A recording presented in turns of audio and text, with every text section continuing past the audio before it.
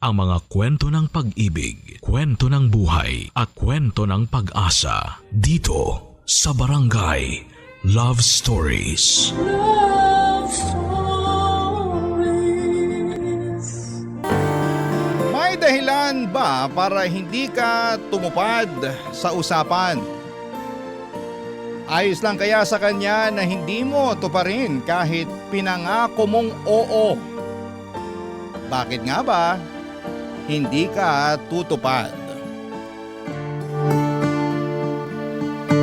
Dear Papa Dudut, ako nga pala si Riri, ang pambansang bridesmaid. Bakit ko po nasabi?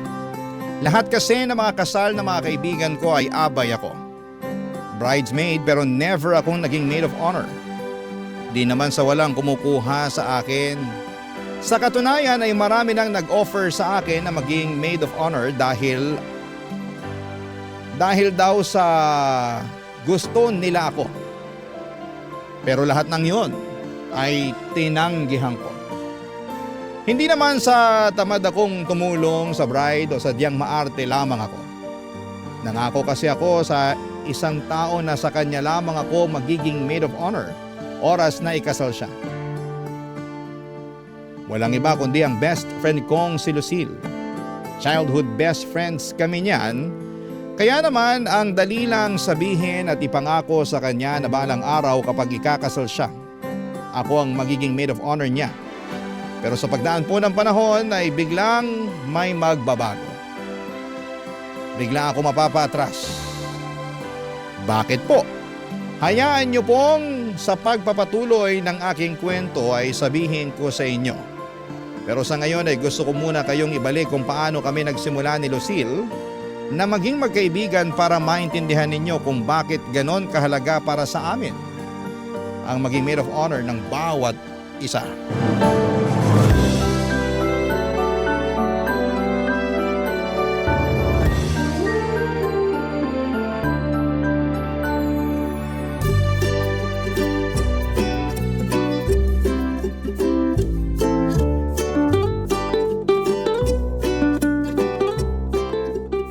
Kailan kaya tayo kakasal?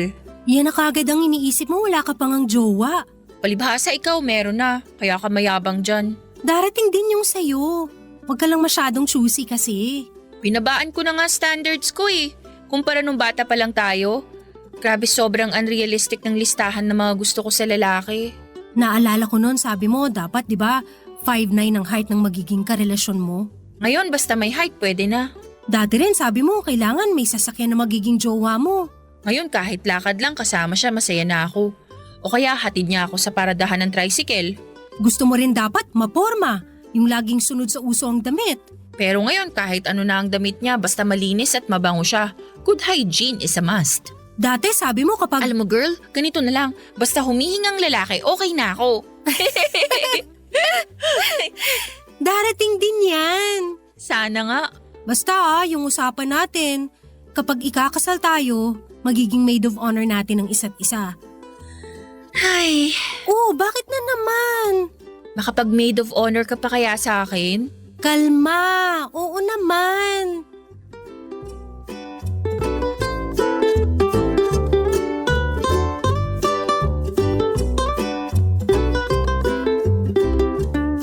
Paano nga ba nagsimula ang pangako namin sa isa't isa?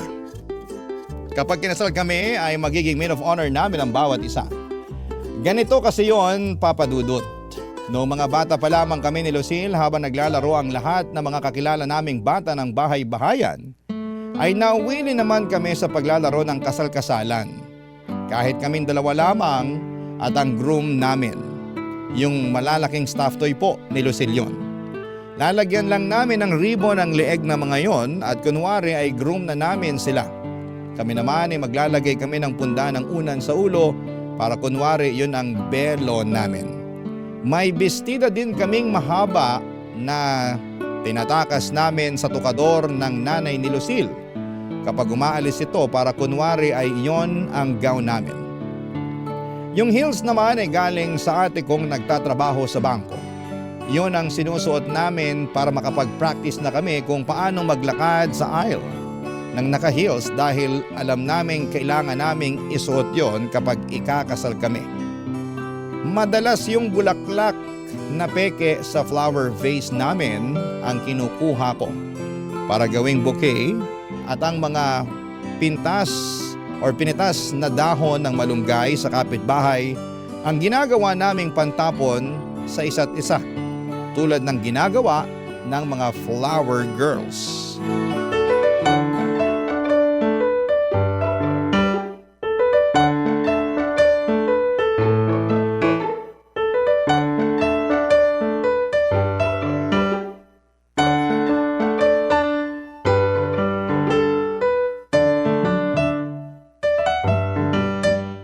And you may now kiss the bride. Kiss na, dali! Di naman sasabihin ng pari yung kiss na dali eh. Eh di sorry na. O, ako naman ngayon ang bride. Ibabato ko pa tong bouquet ko eh. Ay sige, sasaluhin ko. Umayos ka sa pagsalo ha. Paulit-ulit ako nagbabato, hindi mo naman nasasalo lagi. Ikaw kayang umayos dyan, ang pangit ang pagbato mo eh. O sige, 1, 2, 3! Ay, nasalo ko! Nasalo ko! Ikaw na ang next na ikakasal! Ay, ang ganda siguro kung totoong ikakasal tayo, no? Yung hindi sa teddy bear, tapos yung totoo yung bulaklak. Tapos kasya yung damit at sapatos sa atin. Sino kaya yung magiging groom natin, no? Sana wala dun sa mga kalaro natin kasi ang dudungis nila eh. Hanap tayo sa ibang lugar. Really? O bakit? Basta kapag lumaki tayo, tapos magpapakasal na, gawin pa rin natin to ha. Maglaro ng kasal-kasalan? Hindi! Yung maging maid of honor natin ng isa't isa. Maid of honor lang ha? Kasi ayoko maging pare, tapos flower girl ng sabay-sabay. Ang hirap kaya nun. Loka-loka ka talaga. Siyempre, hindi ganun. Wala naman kasi tayong ibang kalaro, kaya lahat tayong gumagawa. Bakit kaya ayaw nila ng kasal-kasalan? Ang sayo kaya. Yung parang napapanood natin sa TV, di ba? Ang ganda lagi ng bride, tapos ang gwapo nung groom. Tapos iiyak pa sila. Kasi sobrang love nila ang isa't isa. Ay, sana balang araw ganun din tayo, no? Oo naman, magiging ganun tayo. Basta mag-pray lang tayo lagi para i-deliver na ng langit yung magiging groom natin. At kapag ikakasal tayo, Maid of honor natin ang bawat isa. at bawal na maging maid of honor sa iba, sa atin lang. Tama! Kaya dapat maging best friends pa rin tayo, ha? Sigurado yan. Tayo lang mag-best friend forever. O sige, tara. Tuloy na natin yung laro. Ako naman ang bride, ha? Akin yung heels, ako na ang lalakad. Diyan nagsimula ang munting pangako namin sa isa't isa ni Lucille. Tunog pang bata lamang yan, pero gusto naming panindigan yan balang araw. Bata pa lamang kami, hopeless romantics na kami at umaasa kami na balang araw ay darating ang Prince Charming namin at gagawin kami hindi lang prinsesa, kundi bride. Hanggang sa paglaki namin ay baon namin ang pangako namin yan sa isa't isa. Hindi kami nakalimot. Tuwing may kinakasal sa mga kakilala namin ay pinapaalalahanan namin ang isa't isa tungkol sa pangako namin noong bata pa lamang kami. Siguro Papa Dudut ay isa yung pangako na yon sa mga dahilan kung bakit tumibay at kumapit kami sa pagkakaibigan naming dalawa ni Lucille. Kaya naman todo ang pagdarasal namin na sana ay magawa naming ikasal sa tamang lalaki para maranasan namin ang pakiramdam na maging maid of honor sa kasal ng bawat isa. Sa bawat isa at tumibay ang pagkakaibigan. Barangay Love Stories. Barangay Love Stories. Papadudot sa pagdaan ng panahon ay naging magkaiba ang lagay ng estado ng love life namin ni Lucille. Ako ang minalas, siya ang sinuwerte. Isa lang ang naging boyfriend niya, 7 taon na sila at nakikita kong totoong masaya sila. Samantalang ako ay lumagpas na sa 100 ang mga nakadate ko pero ni isa roon ay hindi napatunayan sa akin na karapat dapat silang maging karelasyon ko. sobrang nawawala na ako ng pag-asa na mahahanap ko pa yung lalaking para sa akin. 1 taon na lang at magti-30 na ako. Kinasal na halos lahat ng mga kakilala ko at partida pa dahil mas bata pa ang mga yon kumpara sa akin. Madalas na akong tinutokso ng mga kakilala ko lalo na ng pamilya ko. Kailan daw ba sila makakarinig ng church bells? Sa una po ay sinasakyan ko lamang pero nung tumagal ay nakakaptik ko na. At kapag masyado na akong nape-pressure tungkol dito ay isa lang ang nilalapitan ko. Si Lucille, dahil alam ko na siya ang pinaka nakakaintindi ng lahat ng ito.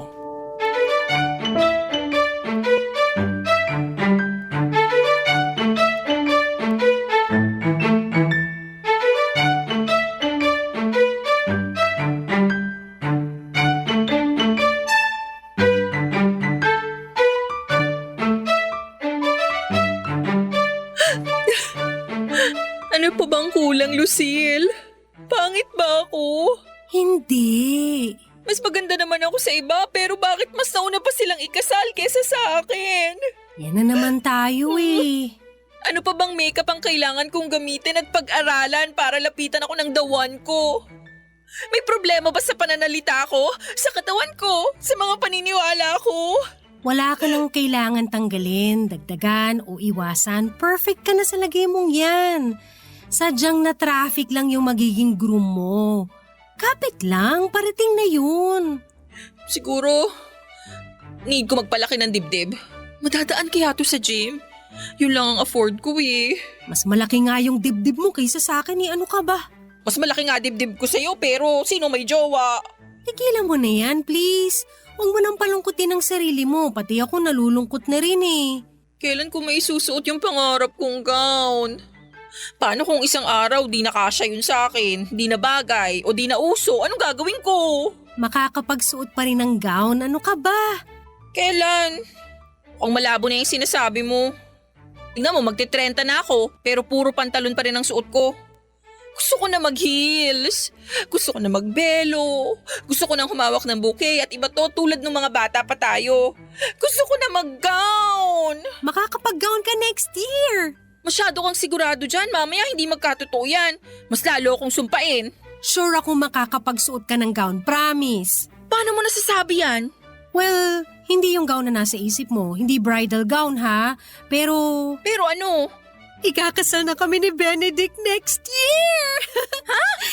Nag-propose na siya kagabi at plano ko ikaw ang una kong pagsasabihan.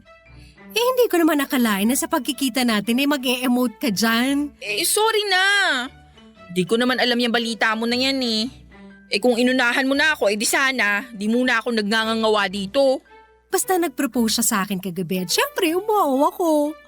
Ikaw pa lang ang pinagsasabihan ko ha dahil gusto kong tumupad sa usapan nating pangako na tayong una magsasabihan kapag may nag-propose na sa atin. Wow, Lucille! At bilang pagtupad sa susunod na pangako natin, Lucille! ihanda mo na ang katawan mo dahil kailangan sexy ka sa gown mo bilang maid of honor sa kasal ko.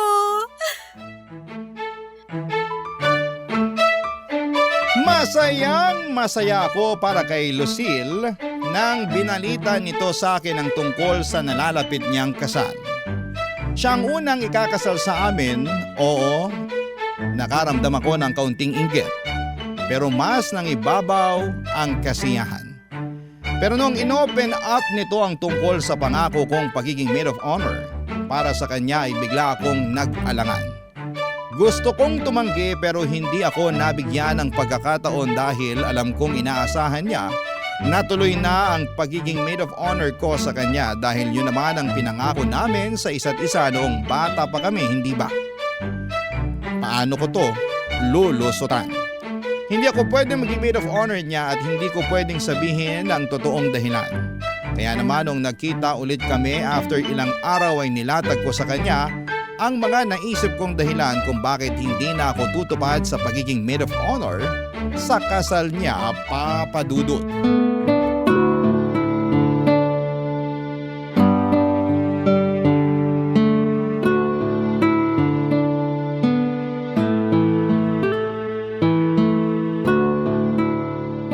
Hindi ko maintindihan. Pangit ba ang sulat ko? Hindi ko maintindihan kung bakit may listahan ka ng mga dahilan kung bakit hindi kita pwedeng maging maid of honor sa kasal ko. Iyan na nga. Pag may di ka naintindihang dahilan dyan, sabihin mo sa akin. I-explain ko ng mas maayos. Gets ko isa-isa, pero hindi ko mag-gets kung bakit… Siguro hindi mo maintindihan dyan yung number 4. Yung di ako pwedeng maging maid of honor mo kasi di ako pwedeng magstay ng late.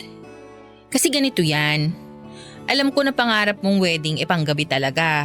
Kasi hindi ka morning person, di ba?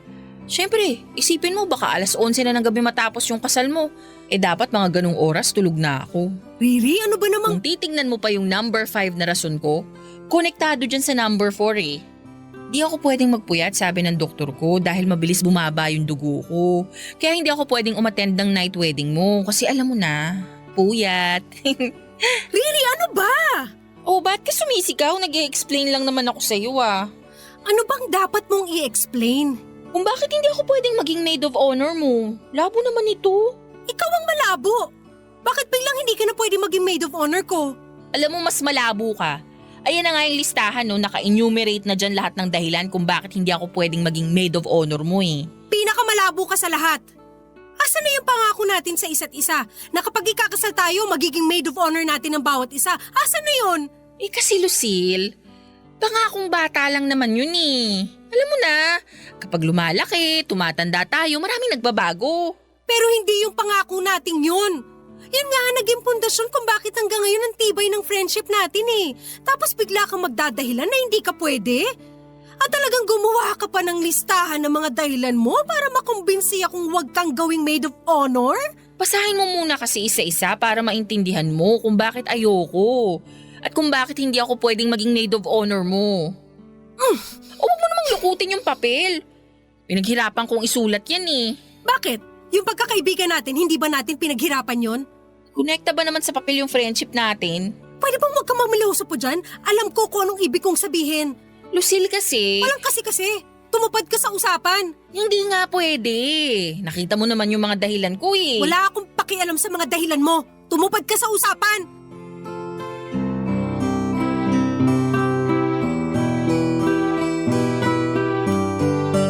Papadudot, ramdam ko ang galit noon ni Lucille sa akin. Sa unang pagkakataon ay nakita ko siyang nagalit sa akin at nakaramdam ako ng konsensya.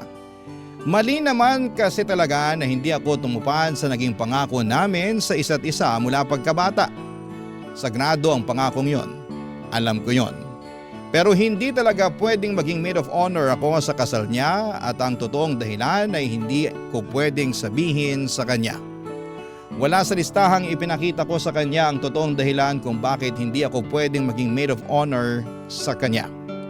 Alam kong hindi niya matatanggap ang totoong dahilan. Oras na malaman niya at natatakot ako kung sakaling malaman nga niya. Hindi ko alam kung paano i-explain sa kanya yon kung sakali. Bahala na. Gagawa ulit ako ng panibagong mga dahilan o mas magandang sabihing palusot para hindi na matuloy papadudot ang pagiging maid of honor ko para sa kaibigan ko. Barangay Love Stories. Barangay Love Stories. Lumipas ang 2 buwan pero wala pa rin akong magandang dahilan na ibibigay kay Lucille para hindi niya kukuning maid of honor. Naipadala na nga rito ang invitation sa akin at nakasulat na doon ang pangalan ko bilang maid of honor at wala na akong kawala hindi ba. Pero gagawa ako ng paraan. Hindi pa naman ako nasusukatan ng gown. Pwede siguro na magkasakit ako sa mismong araw ng kasal niya. Pero sino ang hahalili sa akin? Di nakadagdag pa ako ng stress para sa kanya. Ayaw ko namang ma-stress si Lucille at nag-isip ulit ako ng ibang dahilan. Pwedeng may pinapagawa sa akin ng nanay ko sa mismong araw ng kasal niya at hindi ako pwedeng tumanggi kundi ay mapapalo ako. Napailing na lamang ako sa naisip kong dahilan na yon. Sinong tangang maniniwala roon? Sobrang desperado na ako makatakas sa responsibilidad bilang maid of honor. Kaya naman hinarap ko na lamang siya para muling magmakaawa na ipasa na lamang niya sa iba dahil wala na akong maisip na bagong dahilan para sa kanya.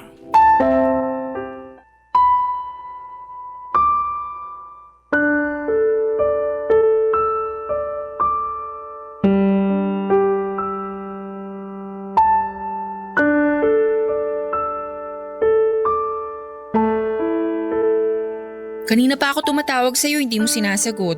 Busy ako. Pero nakapag-post ka ng kung ano-ano sa Facebook. Wala kang pake. Oh, bakit ganyan ka? Hindi mo alam kung bakit?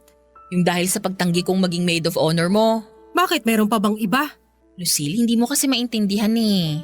Alam mo, gusto kitang maintindihan kung bakit ayaw mo pero lahat ng binigay mong rason walang sense. Anong walang sense? Grabe ka naman. Alam mong walang sense lahat ng mga pinagsasabi mong dahilan sa akin. Ngayon mo sabihin sa akin yung totoo. Bakit? Ayaw ni Mama na maging maid of honor ako sa'yo. Really, ano ba? Lucille, kasi Nangako tayo noon 20 years ago. Kapag ikakasal tayo magiging maid of honor natin ng isa't isa. at kahit ano mangyari tutupad tayo sa usapan. O bakit ngayon hindi ka tutupad? Lucille, ang hirap sabihin eh. Mas mahirap pa kaysa sa panindigan ng pagkakaibigan natin? Hindi naman sa ganun. Sa ayaw at sa gusto mo, tutupad ka sa usapan. Kasi ako kahit ano pang mangyari sisiguraduhin kong magiging maid of honor mo ako sa kasal mo. At paano ka nakakasigurong ikakasal pa ako? Kasi pinagdarasal ko yan gabi-gabi. Ipinagdarasal ko na sana makilala mo na siya para hindi ka na umiiyak. Hindi ka na malungkot. Hindi ako naging maramot sa'yo sa dasal, Riri. At sana naman sa pinakamasayang araw ng buhay ko, hindi ka rin maging maramot sa pagtupad ng pangako mo.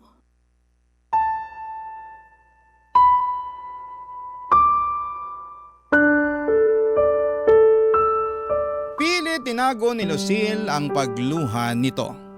Pinalis na ako nito at sinabing saka na ulit kaming mag-usap. Alam kong masama ang loob nito sa kasalanan ko na yon. Naintindihan ko kung bakit siya ganon.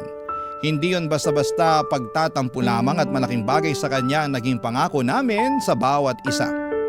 Umuwi ako ng bahay at humiga sa kama. Wala akong gustong harapin kundi ang sarili ko. Paano ko sasabihin sa kanya ang katotohanan kung bakit ayokong maging maid of honor sa kanyang kasal? Matatanggap ba niya? Malamang ay hindi. Malamang masasaktan siya. Malamang ay hindi niya ako mapapatawad. Umiyak ako ng umiyak noon at hindi ko alam kung paano ko sisimulan ang revelasyon na ito kay Lucille. Hanggang sa dinampot ko ang aking cellphone para tawagan ng isang taong alam kong makakaintindi sa aking sitwasyon, Papa Dudut.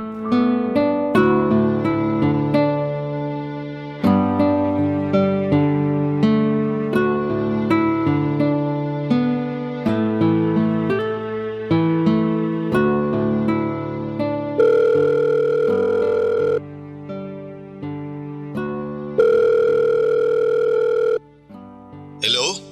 Hello, Benedict. Oh, Riri, bakit? Paano? Anong paano?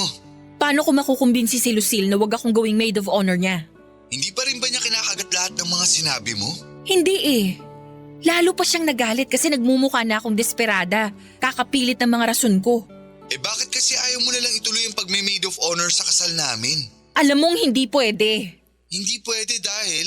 Dahil sa atin. Ay… Di naman niya malalaman ang tungkol sa atin, Riri, kung di tayo magsasalita. Di mo kasi maintindihan eh. Naiintindihan ko. Nakokonsensya ka dahil sa nangyari sa ating dalawa pero isang beses lang yun. Lasing ka nun at lalaki ako. Kaya nag-take advantage ka sa pagiging lasing at marupok ko? Kaya tinanggal mo ang damit ko't gumawa ka ng paraan para may mangyari sa ating dalawa? Akala ko kasi gusto mo rin eh. Gusto ko yun? Benedict, lasing ako nun. Wala akong laban sa'yo. Tapos na yun. Nakokonsensya rin naman ako eh. Di na yun mauulit pa. Alam nating pareho yun. Oo, hindi na mauulit yon. Pero paulit-ulit na naglalaro sa utak ko ang gabing yon. Nagtaksil tayong pareho kay Lucille. Anong balak mong gawin? Magsusumbong ka ba sa kanya? Sige, gawin mo yan para kamuhian ka niya. Bakit ako lang? Ikaw nga tong may kasalanan ng lahat eh. Pero ikaw ang best friend niya. Kilala mo si Lucille. Mas may tiwala pa siya sa'yo kaysa sa magulang niya. Oras na sabihin mo sa kanya ang nangyari sa atin. Sa tingin mo ba mapapatawad ka pa niya? Pakahayop po talaga. Sinasabi ko lang kung ano ang dapat mong asahan. Isang araw lang na magme-maid of honor ka. Isang araw na pagpapanggap. Ano bang mahirap gawin dun?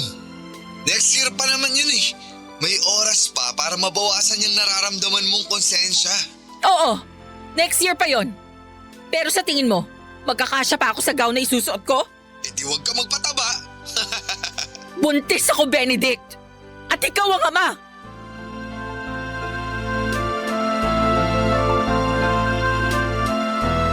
Isang gabing pagkakamali, nakabuo kami ni Benedict. Ito ang totoong dahilan kung bakit ayokong maging parte ng kasal ni Lucille dahil hindi ko alam kung paano ko kakayaning maglakad papunta sa altar habang bitbit ang isang sekreto na alam kong dudurog sa kanya. Hindi ako matulungan ni Benedict para lusutan ang problemang ito dahil kahit siya mismo ay ipit na rin dahil nabuntis nga niya ako. Paano kapag nalaman ito ni Lucille? Mapapatawad ba niya kami? Mapapatawad ba niya ako? Sasabihin ko ba sa kanya ang katotohanan? O hayaan ko na lamang ito at magpanggap na walang naganap? Paano kapag lumaki ang tiyan ko, ano ang isasagot ko kay Lucille?